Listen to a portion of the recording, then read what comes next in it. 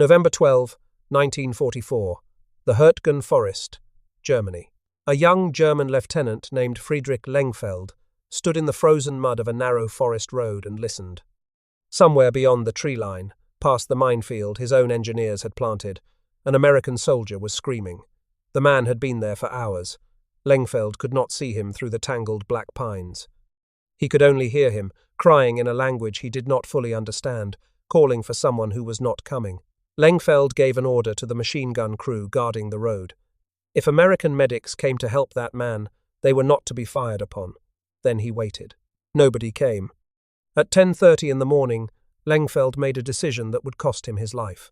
He assembled a small team of German medics, had them put on Red Cross vests, took up Red Cross flags, and personally led them into the minefield. He knew where the large anti-tank mines were buried. He did not know where all the smaller anti-personnel mines were. He crossed the road and stepped on one. The blast tore 2 deep wounds into his back. His men carried him to the aid station and then to the medical facility at Pforzheim. He died there that evening. He was 23 years old. He never reached the American. The man he walked into a minefield to save may have been recovered by other soldiers the following day, when the lines shifted again. Nobody is certain.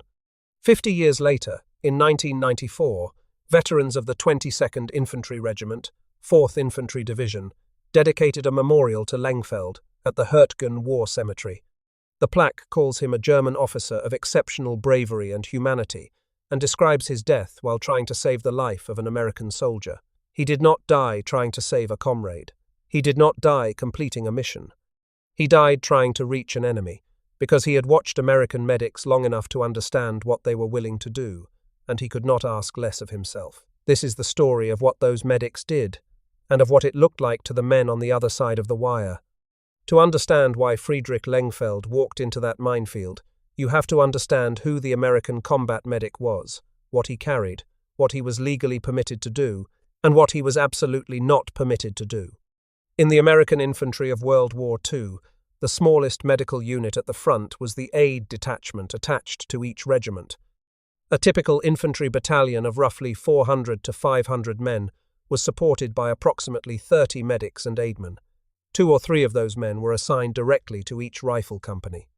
They lived with the riflemen, marched with the riflemen, and dug their holes in the same mud. Their job was to be there when the first shots landed. The combat medic held a rank called technician, usually technician 5th grade, technician 4th grade, or technician 3rd grade, equivalent in pay to a corporal or sergeant but without command authority. In the strictest legal sense, he was a non-combatant. He was trained at places like Camp Grant in Illinois, Camp Barkley in Texas, and Camp Pickett in Virginia, through a course of roughly 12 to 14 weeks. The curriculum covered anatomy, control of hemorrhage, treatment of shock, fracture splinting, and the administration of morphine and plasma and sulfur drug application. But the demand for medics outran the training schools, and many men arrived at their units with shortened coursework. Replacements were expected to learn on the field. What he carried was spare and brutal, 2 large canvas bags slung across his chest. Inside were battle dressings, packets of sulfanilamide powder to be sprinkled directly into open wounds, morphine syrettes, tourniquets, scissors, plasma bottles, and the emergency medical tag, a small printed card tied to each wounded man. The tag recorded the soldier's name, what had been administered, and the triage priority. If he had given morphine, he would mark the letter M in iodine on the man's forehead, so that no one down the chain accidentally dosed him again. He carried no rifle. In the European and Mediterranean theatres, official policy was that combat medics went forward unarmed, or at most with a pistol for self-defense and the protection of patients. He was forbidden from taking offensive action against the enemy. If he did, he forfeited every legal protection he had. Those legal protections came from the 1929 Geneva Convention, which had built on the original 1864 Convention and its emblem, a red cross on a white field.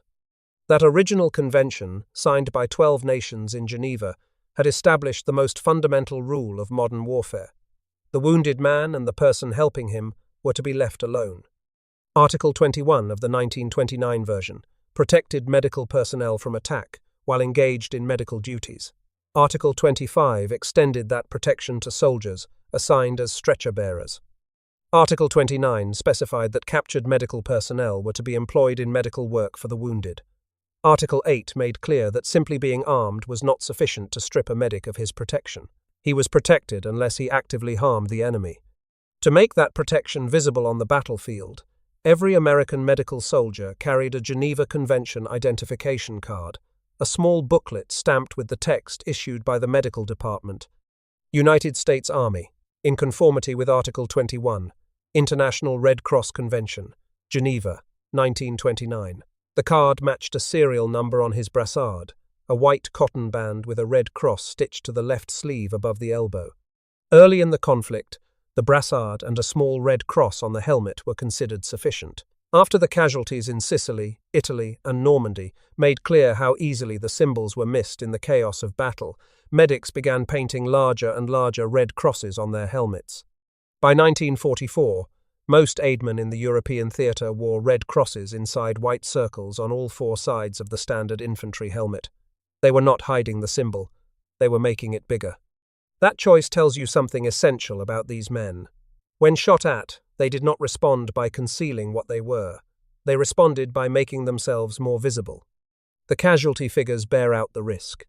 In the European theatre of operations, the total battle casualties of the medical department amounted to 13,174, of whom 2,274 were killed in action or died of wounds. That represents 2.47% of all American battle casualties in Europe, from a branch that officially was not supposed to be in the line of fire. At the company aid-man level, where the man went into the open ground the moment bullets started falling, the casualty rate in sustained heavy combat approached complete turnover. There was no such thing as a safe day for the man who answered the call, and yet they answered it, because the calculation was simple and merciless. The wounded man on the ground had minutes before he bled to death, went into irreversible shock, or drowned in the fluid rising in his own lungs. The medic was the difference between those minutes and survival. If nobody came, the man died. For the wounded Americans who reached medical treatment, the medics produced a quiet revolution in battlefield survival. In World War II, approximately 96% of American soldiers who were wounded and reached a medical facility survived, a dramatic improvement over every previous war the United States had fought.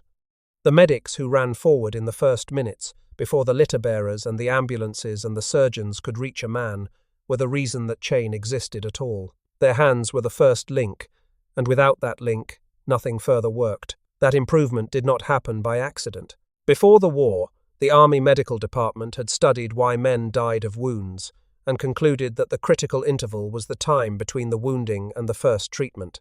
Every minute a man lay bleeding without a tourniquet. Every minute the shock deepened without plasma. Every minute passed without sulfanilamide. Powder packed into the wound was a minute that could not be recovered further down the chain. The company aid man was the answer to that interval. He was placed where he was, trained as he was, and equipped as he was. Specifically because someone understood that the difference between a man who lived and a man who did not was often measured in the minutes after the bullet hit, not the hours it took to reach a hospital. June 6, 1944, Omaha Beach.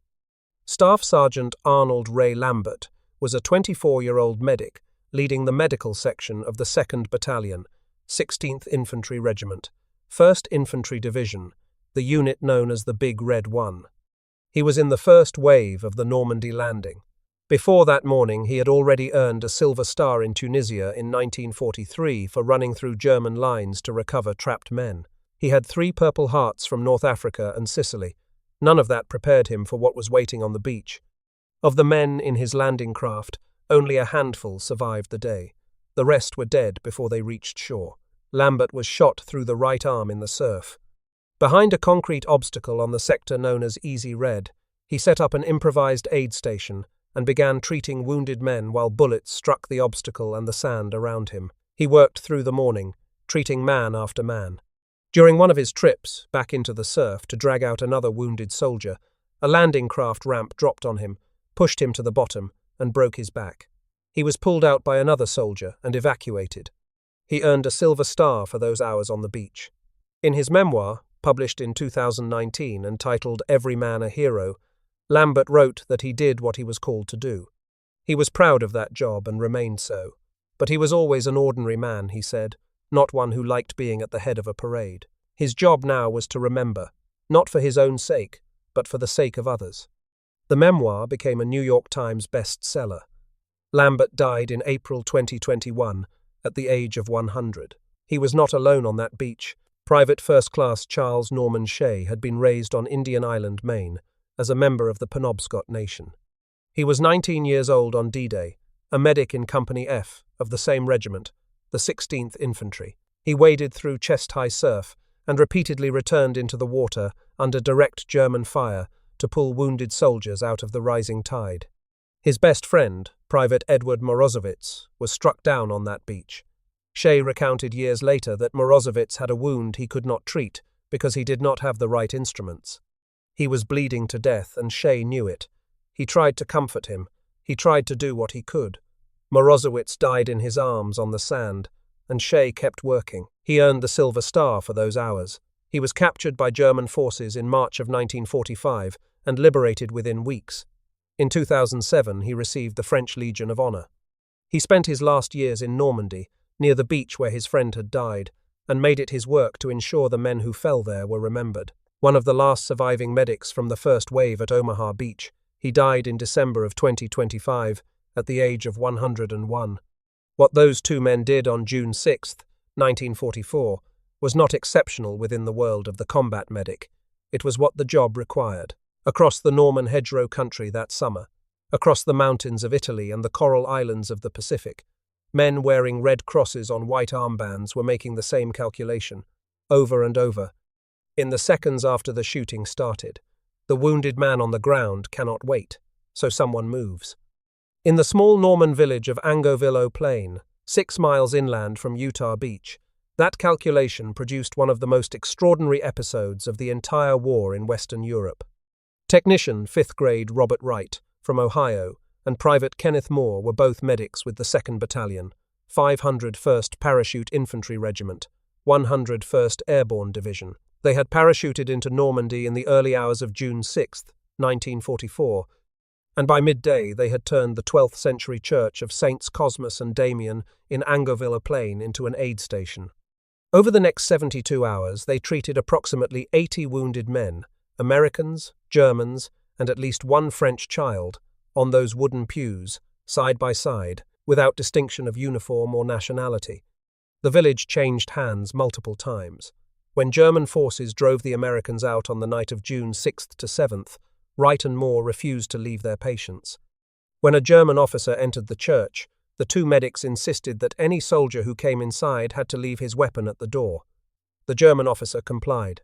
He then asked whether wounded German soldiers could also be brought in for treatment. Wright and Moore said yes. From that point forward, German and American wounded lay on the same pews, and both sides treated the church as a place of medicine. Wright and Moore went out into the surrounding fields to retrieve wounded under fire. A mortar round struck the roof of the church, cracking the flagstone floor below. The crack in the stone is still there today. When an American officer later wanted to use the church tower as an observation post, Wright and Moore refused. The church was a place of medicine, not a place of war. The bloodstains in the wooden pews have never been removed. Both Wright and Moore received the Silver Star for their actions. What happened at Angoville Plain was not, in its essential structure, unusual. It was a cleaner and more documented version of something that occurred wherever medics worked close enough to the enemy line to be seen. The German officer at the church door made a decision that German soldiers made repeatedly throughout the Western European campaign, a decision shaped at least partly by the example of the men in red crosses who kept coming forward. Corporal Thomas Kelly was a medic with the 48th Armoured Infantry Battalion, 7th Armoured Division, near Alamet, Germany, on April 5, 1945. His platoon was shattered by machine gun and tank fire from wooded slopes and ordered to withdraw. Kelly did not withdraw. His Medal of Honor citation describes him crawling 300 yards under direct enemy fire, dragging wounded men behind him on each return trip until he had cleared the field. Secondary accounts credit him with saving 17 men that day. On his final trip, he was unable to drag the last man, and instead carried him on his shoulders to safety. Medal of Honor, Private Alfred Wilson, of the 328th Infantry Regiment, 26th Infantry Division, volunteered in November of 1944 to aid a company that had taken heavy artillery casualties near Bézange-la-Petite, France. While treating the wounded, he was severely injured himself and refused evacuation. He continued working as his own blood loss progressed. When he became too weak to stand, he crawled from man to man. When he became too weak to crawl, he lay still and verbally directed untrained infantrymen in how to dress the wounds of their comrades, whispering instructions until he lapsed into unconsciousness. He died of his wounds that same day. He was 25 years old. Medal of Honor. Private Harold Garman, near Montereau, France, on August 25, 1944, watched a German machine gun open fire on a boat carrying wounded American soldiers in the middle of the Seine River. One man lay on a litter, unable to rise. Two others clung to the sides of the boat, too badly wounded to swim. Garman went into the river under direct machine gun fire, seized the boat, and towed it to shore with all 3 men aboard. Medal of Honor. Private William McGee, near Mulheim, Germany, on March 18, 1945, crossed the Moselle River at night with the assault wave. On the far bank, 2 men from the first wave had struck anti-personnel mines and lay bleeding in the field beyond their comrades' reach. McGee entered the minefield alone. He reached 1 man and carried him out. Returning for the second, he stepped on a mine himself. Mortally wounded, he called out to his comrades to stay out of the field and not risk their lives trying to reach him. He died of his wounds the following day. Medal of Honor. These are not exceptional stories in the record of American combat medicine in World War II. They are representative ones. 11 members of the Army Medical Department received the Medal of Honor for actions in World War II. When Navy hospital corpsmen attached to Marine units are included, the total rises to approximately 18. These were men who carried no rifle, held no ground, and advanced no strategic objective. They went forward because a man was bleeding. The German experience of American medics was complex, and it depended significantly on which Germans were doing the watching. Albert Cowdery, the United States Army's official historian of American military medicine in World War II, concluded in his authoritative history that German forces on the Western Front generally observed Geneva Convention protections for medics and wounded. When American medics were killed by German fire in the European theatre, it was often because the Red Cross had not been seen clearly in the fog of hedgerows, broken terrain, and night fighting. The medics' response, as described, was not to hide the symbol, it was to enlarge it. There was a harder side to this picture, and it was specific. Multiple documented incidents in Normandy and in the Ardennes attributed deliberate fire on men wearing Red Cross markings to Waffen SS formations, the same units whose contempt for the laws of war was exemplified by the massacre of American prisoners at Malmedy in December of 1944. This conduct was associated with those specific formations, not with the regular German army. The regular German infantrymen, the Lanzer of the Wehrmacht, operated differently. Many accounts from both sides describe German soldiers holding their fire while a medic worked in the open. In the Anzio beachhead in 1944 and in the Vosges that autumn, brief, informal pauses in fighting allowed stretcher work to proceed. These arrangements were almost never ordered from above. They emerged at the company level, between men who had been shooting at each other all day and who could see an unarmed figure kneeling over a wounded man in the open ground between them. The episode at Angoville-aux-Plaines extended this logic to its furthest documented point. The German officer who left his weapon outside the church door and asked that his wounded be treated alongside the enemy's wounded had made a decision based on what he saw. And what he saw was the same thing Friedrich Lengfeld had been watching in the Hurtgen Forest several months later. Lengfeld's runner, a soldier named Hubert Gies, survived the war and recorded in detail what happened on November 12, 1944. Gies recalled that Lengfeld never told his men to go and check. He always said, "Follow me." The screaming American had been in the minefield for hours. Lengfeld had given his order about the machine gun, expecting that American medics would come. They did not come. The American unit had already withdrawn, and there was no one left to hear the man's cries. Lengfeld sat with this knowledge, and then drew the only conclusion that matched the standard he had already set. If no one else was going to go, then he was going to go. The minefield his own engineers had planted was called Wildsow, meaning wild sow. Lengfeld knew the positions of the large anti-tank mines. He did not know all of the smaller shoe mines. He crossed the road and one of them found him. His body was carried back to German lines. The American he had set out to rescue may have been found by other soldiers the following day, when the lines shifted again. His identity has never been established. In 1994, veterans of the 22nd Infantry Regiment built him a memorial at the Hurtgen War Cemetery. It is one of the very few known memorials to a German Wehrmacht soldier ever erected by his former enemies. The other stands in the Dutch town of Goil, North Brabant, where an 18-year-old German soldier named Karl-Heinz Roche died on October 6, 1944, carrying away an Allied grenade that had landed near 2 Dutch children. Both memorials say the same thing in different places and different languages.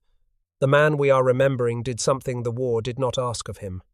Now, in 1944 and 1945, while all of this was happening in the forests and beaches and rivers of Europe, the same class of men, wearing the same Red Cross brassards, were at work in a theatre where the symbol they wore was not a protection, it was a target.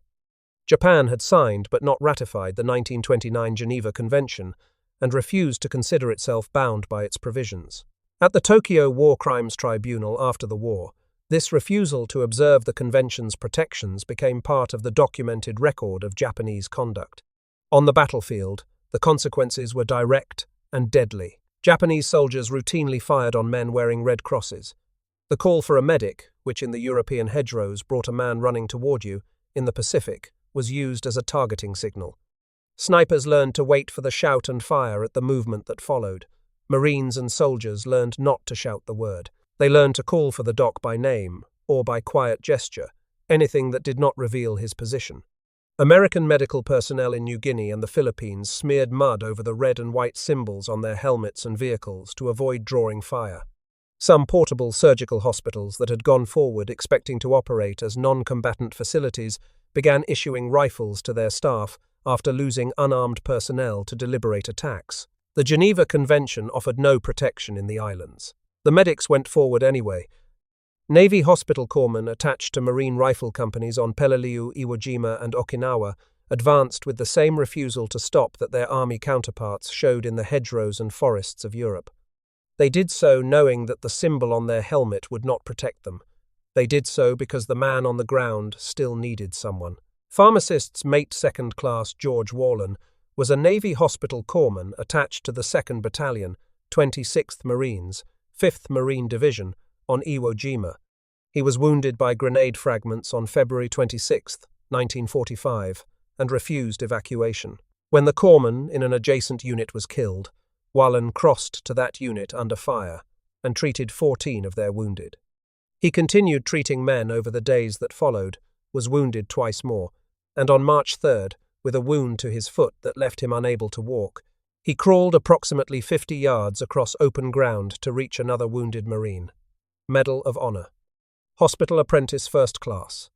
Robert Bush was 18 years old, a Navy corpsman attached to the 2nd Battalion, 5th Marines, 1st Marine Division, when his company came under a Japanese infantry rush on Okinawa on May 2, 1945.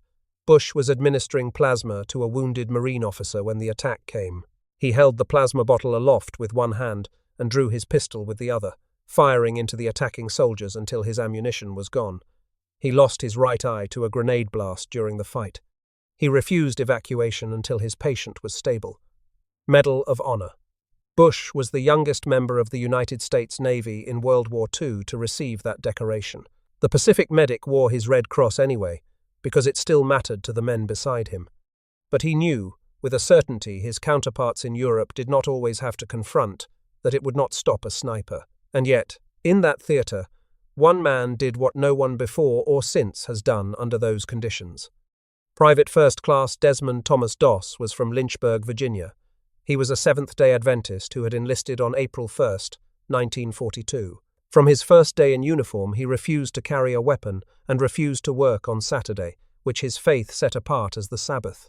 He was mocked in basic training, threatened by men in his own platoon, and at one point an officer attempted to have him discharged as unfit for service. He was assigned to the medical detachment, 307th Infantry Regiment, 77th Infantry Division, as a company aide man. He did not call himself a conscientious objector. He called himself a conscientious cooperator. He had no objection to the war. He had an objection to killing. He intended to serve fully, with everything he had, just not with a rifle. He had grown up reading the commandment against killing and had taken it at face value, without exception or qualification. His superiors found this maddening. The army had a category for men who refused to fight, and it was not called conscientious cooperator. But Doss held his ground, and the army eventually held its ground too, and he went to war as a medic, unarmed, exactly as he had said he would. Before Okinawa, Doss had already earned 2 Bronze Star medals for treating wounded under fire, one for Guam in the summer of 1944, and one for the Philippines in the months that followed. By the time his unit reached Okinawa, the men who had once threatened him in the barracks had become his fiercest defenders. The assault on the Maeda escarpment began on April 29, 1945. The cliff was approximately 400 feet of sheer volcanic rock rising from the Okinawan plain. The men who attacked it called it Hacksaw Ridge. When the Japanese counterattack came, concentrated artillery and mortar fire inflicted approximately 75 casualties and drove the company back over the edge. Doss did not go back. He worked through the afternoon on the exposed plateau under continuous fire, moving from man to man. When he found a wounded soldier he could not treat in place, he dragged the man to the cliff edge and lowered him down on a rope-supported litter, using a specialized double bowline knot to secure the wounded man. Then he went back for the next man. His comrades estimated he evacuated around 100 men. Doss himself estimated about 50. The army's official figure, settled on as the best available accounting, was 75. He continued for the next 3 weeks. On May 2nd, he exposed himself to rifle and mortar fire to reach a wounded man 200 yards forward of American lines. On May 4th, he treated 4 men cut down, assaulting a Japanese cave, crawling within 8 yards of the cave mouth and making 4 separate trips to bring the wounded back. On May 5th, he treated an artillery officer under shell fire, then crawled to a man who had fallen from an enemy position and carried him 100 yards to safety. On May 21st, during a night attack near Shuri, a Japanese grenade exploded near Doss and drove 17 pieces of shrapnel into his legs and lower body. He treated his own wounds. He waited 5 hours before allowing litter bearers to approach, making certain no one else needed the stretcher more urgently. While being carried back, he saw a man with worse injuries and crawled off the litter, directing the bearers to take that man first. Left alone while waiting, he was struck by a sniper's bullet that shattered his left arm. He bound a rifle stock to the broken arm as a splint and crawled 300 yards over rough ground to the aid station under his own power. On October 12, 1945, President Harry Truman placed the Medal of Honor around Doss's neck at the White House. Truman told him that he was proud of him, that he really deserved the honor, and that he considered it a greater honor to give than to be president. Desmond Doss was the first conscientious objector in the history of the United States to receive the Medal of Honor. He had never fired a weapon. He had never intended to. He died on March 23, 2006. What did German soldiers see when they watched American medics keep going under fire? They saw a man with no weapon running toward the sound that every trained instinct said to run from. They saw him kneel in the open. They saw him work with his hands, pressing dressings onto wounds, pushing plasma into veins, binding broken bones with strips of cloth. They saw him stand and go to the next man, and when there was no next man he could reach on foot, they saw him crawl. They saw men who had been trained to fight and who had chosen not to, not from cowardice, but from something that looked, from across the wire, like a specific and absolute refusal to accept the governing logic of the battlefield. The logic of the battlefield said that the wounded man in the open was a danger to approach. The medic rejected this logic entirely. He moved toward the exposure. He made himself the most visible thing on the field.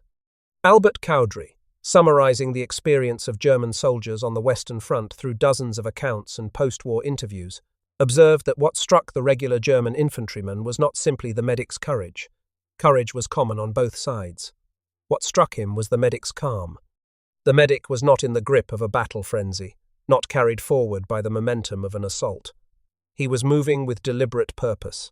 He was a man at work, and the work was not killing. Stephen Ambrose, who spent decades interviewing World War II veterans, noted a pattern that appeared consistently across infantry regiments and theatres. When veterans, years later, were asked to name the bravest man they had ever served with, the answer was usually a medic. Not an officer who led a charge, not a soldier who threw himself on a grenade, but the man who walked forward with his hands full of bandages. That reputation had not always existed. In garrison and in training, medics were often treated as second-tier soldiers. One infantry lieutenant told Ambrose that his platoon mildly despised the medical corps, as if it were somewhere for men who wanted to avoid combat. Overseas, that changed on the first day anyone was wounded. Riflemen learned the truth of the arrangement. The medic could not shoot back. He had no rifle, no grenade, no weapon of consequence. When he ran forward across open ground toward a screaming man, he was running with nothing, into everything. He was running toward the place from which everyone else was running away, and he was carrying only what he needed to keep one man alive. Audie Murphy, the most decorated American soldier of the war, reflected on this kind of determination years later. "Bravery," he said, "is just determination to do a job that you know has to be done." That was the medic's arithmetic. The man on the ground would die if no one came. And so, someone came. Hubert Guise, Friedrich Lengfeld's runner, recorded in his written account of November 12, 1944, that Lengfeld gave the order about the machine gun, before anyone knew whether American medics would appear. He gave it as a matter of principle, not expectation. If medics come, they are not to be fired upon. That was his standard, applied before the outcome was known. When no medics came, he held himself to it as well. The tradition those medics were living out in 1944 did not begin in that year. Its legal foundations were laid 80 years before Normandy, and its moral foundations run deeper still. In 1859, a Swiss businessman named Henri Dunant arrived at the battlefield of Solferino in northern Italy, the day after a battle had left tens of thousands of wounded men without care. He organized local villagers to tend to them. He could not save most of them. When he returned home, he wrote about what he had seen, and he spent the following years lobbying European governments for a permanent legal framework, protecting the wounded and those who cared for them. The result was the First Geneva Convention of 1864, signed by 12 nations in Geneva, Switzerland. The convention was brief, and its language was plain. Its emblem was a red cross on a white field, the colors of the Swiss flag inverted as a tribute to the country that hosted the negotiation. The United States formally acceded to the convention in 1882, and by Army regulations issued in 1912, the Red Cross brassard was authorized for American medical personnel in the field. The principle Dunant had established was simple. The wounded soldier was no longer a combatant. He was a man who had been hurt. The person helping him was no longer an enemy. He was a person helping a hurt man. The battlefield for that moment was suspended. In the trenches of the Western Front in World War I, American stretcher-bearers wore the same brassard and faced the same risks their successors would face a generation later. Fixed trench warfare meant the ground between the lines was under observation and fire at all hours. A man struck during an assault might lie in that open ground for an entire day before it was dark enough to reach him. Stretcher-bearing parties worked at night when they could, and by day when they had to, and they lost men on every significant action. The stretcher-bearer of 1917, like the aidman of 1944, was legally non-combatant and practically the most exposed man on the field. His protection was the Red Cross on his arm, and the convention behind it, the same symbol, the same logic, the same wager placed against human decency under fire. Joel Boone, then a Navy medical officer attached to the 6th Marine Regiment of the 2nd Division, earned the Medal of Honor near Viergy, France, in July of 1918, for organizing casualty evacuation under heavy shellfire, making multiple runs through artillery barrages to retrieve medical supplies, and treating wounded for 2 days without stopping. The British produced a parallel example. Captain Noel Godfrey Chavassa of the Royal Army Medical Corps was one of only 2 medical officers in British history to receive the Victoria Cross twice, both times for treating wounded under fire in World War I. His first award was for the Battle of Guillemont in 1916, where he treated wounded under fire for 2 days and, at night, crawled out to pull 3 men from shell craters in front of the British line. His second award, given posthumously, was for the Third Battle of Ypres in 1917, where he was mortally wounded while continuing to treat casualties. He died at Brandhoek, Belgium, on August 4, 1917. Arthur Martin Leake was the other Royal Army Medical Corps officer to receive the Victoria Cross twice for actions in the Boer War in 1902 and again on the Western Front in 1914, becoming the first person in British history to earn a bar to the Victoria Cross. The tradition did not end in World War II. In Korea, Chaplain Emil Kapaun of the 8th Cavalry Regiment was a Catholic priest who continued to minister to wounded and starving soldiers after being captured by Chinese forces in November of 1950, giving his own rations away and caring for others until he died in the prisoner of war camp in May of 1951.